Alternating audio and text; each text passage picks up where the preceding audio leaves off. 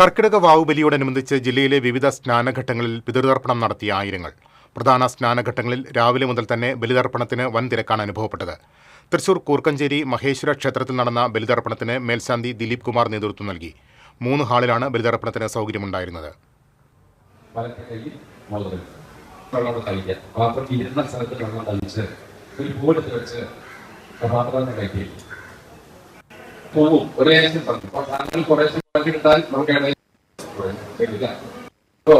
വെള്ളം 2 കിലോമീറ്റർ അകത്ത് പിടിച്ച്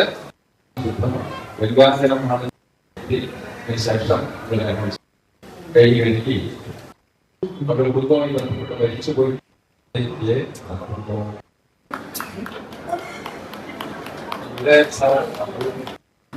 അതൊക്കെ ചെയ്തു വന്ന് ദക്ഷിണ ചെയ്യും കേട്ടോ. വേലിയിടാൻ സ്ഥലം